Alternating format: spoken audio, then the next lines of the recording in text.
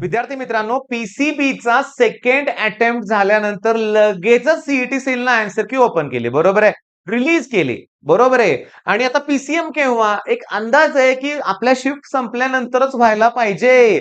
पण एक सांगू का? त्याचे लेटर तुम्ही बघितलं का? ऑब्जेक्शन घ्यायचे पीसीबी वाल्यांना. जर काही चुका असतील तर चुका या असणारच आहेत. पण पर ऑब्जेक्शन ₹1000 पेड करायचे आहेत. बरं, हा मुद्दा बाजूला ठेवूया. मला महत्वाचा या मुद्द्यावर बोलायचं आहे आता. म्हणजे आपली अँसर की तर लवकर येणार आहे आणि सगळ्यात महत्वाचं, अँसर की मिळालं की पहिलं काय करायचं तर डाउनलोड करायची रे बाळांनो. पहिल्यांदा डाउनलोड करा. तुम्हाला कमी मार्क, जास्त मार्क काही असू देत. 3 दिवसांनी ती पुन्हा क्लोज होणार आहे. तुम्ही कितीही प्रयत्न केला तर ती की तुम्हाला परत मिळणार नाही. मग पहिलं काम काय करा, पीसीबीची मुलं असतील, नक्कीच बघत असतील हा व्हिडिओ, तर तुम्ही काय करा, ती अँसर की मिळाली ना तुम्हाला, ती डाउनलोड करून घ्या. डाउनलोड करू शकतोय आपण. ओके. बरं, आता सगळ्यात महत्वाचं, पीसीएम 12 तारखेपासून सीईटीचा सेकंड अटेम्प्ट स्टार्ट झालाय आणि ऍडव्हान्स लेवलचे प्रश्न येत आहेत. खूप अवघड पेपर आहे, खूप अवघड आहे. अरे नाही अवघड काय, मी तुम्हाला सांगू का? मी आज पण मुलांशी बोललोय. आता मुद्दा काय असा आहे, काही प्रश्न डिफिकल्ट आहेत आणि ते येतातच ना. 2018 पासून हे चाललंय की एखाद दुसरा प्रश्न अवघड येतो येतो आणि येतो. पण मला काय म्हणायचंय, हे बघा, समीर शेख माझा स्टुडंट आहे. समीर शेख, त्याचं चॅनल आहे. तुम्हाला सांगू का, समीर शेख चॅनलचं नाव आहे, लक्षात घ्या. त्याच्या चॅनलवर त्यानं क्वेश्चन्स प्रोव्हाइड केलेत. म्हणून इक्वेशन एक्स तिथेही तेच क्वेश्चन होते. गणित अंक चॅनलवर तेच क्वेश्चन्स मला मिळाले, बघायला मिळाले. आणि हे प्रश्न जे आहेत ना, मी तुमच्यासाठी घेऊन आलोय. मला सोडवून दाखवायचे नाहीये तुम्हाला. सोडवून दाखवायचं नाहीये मला तुम्हाला, पण मला एवढं सांगायचंय की पुस्तकातले न्यूमेरिकल्स आहेत. हे पुस्तकातलं न्यूमेरिकल आहे. पेज नंबर 60 वरचं न्यूमेरिकल आहे.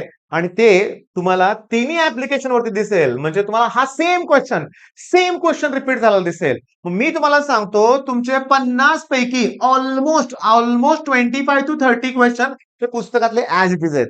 केला रे अभ्यास, पण तुम्हाला ते 20 प्रश्नाचे उरलेले आहेत ना, ते भीती दाखवतात. लेंदी आहेत क्वेश्चन, ते टफ आहेत. अरे पण सीईटीला तुम्ही 30-35 मार्काचा 35 क्वेश्चन्स मॅथ्सचे, मार्क नाही, मार्क डबल आहेत, अटेम्प्ट जर केलं तर सगळं छान होणार आहे. आता मी तुम्हाला सांगतो, हे पॅरामेट्रिक आहे, हे बी पॅरामेट्रिक आहे, हे पुस्तकातलं अतिशय सिंपल न्यूमेरिकल आहे. बरं, आता हे न्यूमेरिकल बघा, पुस्तकात 1, 2, 3. जरा एक महत्वाचं आहे, मी तुम्हाला सांगतो, आपले इंटिग्रेशनचे 14 व्हिडिओ आहेत. त्यात आपण हा शॉर्टकट घेतलाय. हा शॉर्टकट घेतलाय. विचार करा ना, हा प्रश्न आला, हा प्रश्न आला, प्रश्न आला, लगेच उत्तर आहे बघा ना. ए कोण आहे इथे रे? 2. मग 2 sine inverse x by a square minus x square. 10 sine inverse x by 10. 10चा square minus x square. 9 sine square x, sine inverse बरं का, चुकून साइन स्क्वेअर म्हणायला लागलोय. एक्स बाय 9 आणि 9चा स्क्वेअर मायनस एक्स स्क्वेअर, बरोबर आहे. आता इम्पॉर्टंट काय तुम्हाला सांगतो, हे पुस्तकातलं गणित, तर परीक्षेत काय आलंय? परीक्षेत काय आलंय? वेगळंच आलंय. मग आता हे कसं सोडवायचं? ऍक्च्युली या सगळ्यांना मेथड काय? रॅशनलायझेशन. मग मला सांगा, तुमचं शॉर्टकट माहिती असेल तर याचं उत्तर डायरेक्टली आहे. तुम्हाला सांगतो, a into bracket pi by 2 minus 1. तुम्ही क्रॉस चेक करून बघा ना, एच व्हॅल्यू 4 आहे. 4 into bracket pi by 2 minus 1, संपलं की आन्सर. मग प्लीज इंटिग्रेशनचे आपले शॉर्टकटचे व्हिडिओ तर तुम्ही बघा. मग तुम्ही पॅनिक होऊ नका. पॅनिक बिलकुल होऊ नका. मी तुम्हाला सांगतो, तुम्ही बिलकुल पॅनिक व्हायचं नाहीये. आता सांगू का तुम्हाला, हा व्हिडिओ मी बनवतोय त्याच्या अगोदर मी माझ्या क्लासमधल्या एका मुलाशी बोललोय. म्हणला पेपर असा सोप्पा होता. आणि त्यानं मला काय सांगितलं, की फर्स्ट अटेम्प्टला थोडाफार तणाव घेऊन तो गेला होता. मी त्याला काल 2 वेळा फोन करून सांगितलं होतं, निवांत राहायचंय. पेपर हा सोपाच असणार आहे. Chemistry as it is repeat होणार आहेत. पण केमिस्ट्रीमध्ये 3 ते 4 प्रश्न हे थेरॉटिकल असतात. पुस्तकातलेच असतात, पण आपलं वाचन कुठेतरी कमी पडतं. म्हणून आपण मागे पडतोय. बाकी काही नाहीये. तर तुम्ही क्लिअरली कुणी काय बोलतोय लक्षात ठेवू नका. क्वेश्चन पेपर हे इझी टू मॉडरेटच आहे म्हणायचे. टफ क्वेश्चन हे 5-10% असणार आहेत, लक्षात घ्या. ते असणारच आहे. तिथं मागे पुढे बघू नका तुम्ही. बरं, आता सगळ्यात इम्पॉर्टंट, मी लाईव्ह का घेत नाही? आता भरपूर माझे चांगले मुलं आहेत बरं का, चिडले असतील.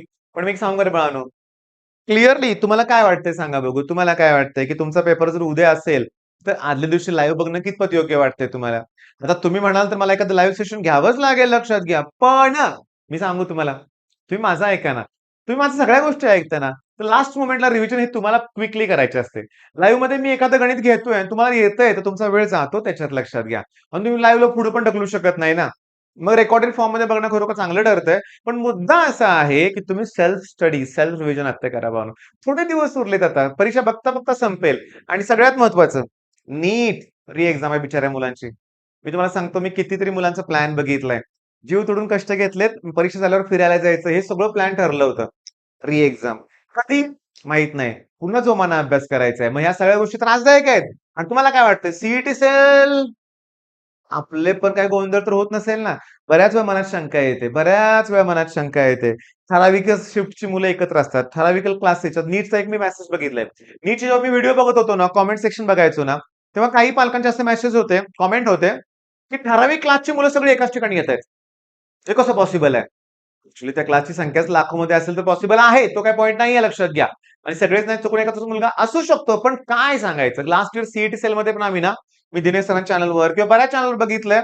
सरांनी विथ प्रूफ दाखवलं होतं, की 10वी ला इतके कमी मार्क आहेत आणि सीईटीला 100% खूप अवघड गोष्टी आहेत. पण जाऊ दे. मी तुम्हाला सांगतो गेल्या वर्षी एका बॅचच्या 27 एप्रिल सगळेच प्रश्न चुकीचे होते सीईटी सेलकडून. रिपीट एक्झाम घेतली. त्यामुळे मुलांना खूप त्रास झाला होता. पण जाऊ दे. नीटच्या मुलांना ऑल द बेस्ट म्हणूया आपण. करू दे त्यांनी तयारी. तुम्ही काय करायचंय? तुम्ही एक लक्षात ठेवायचं क्वेश्चन पेपर डिफिकल्ट नाहीयेत, नाहीयेत, नाहीयेत. नेहमीप्रमाणेच आहेत. तुम्हाला तुमचा अभ्यास वाढवायचा आहे. मन शांत ठेवलं की 15 ते 20 मार्क वाढणार आहेत हे लक्षात ठेवायचं आहे. ओके. मग करा तयारी. All the best.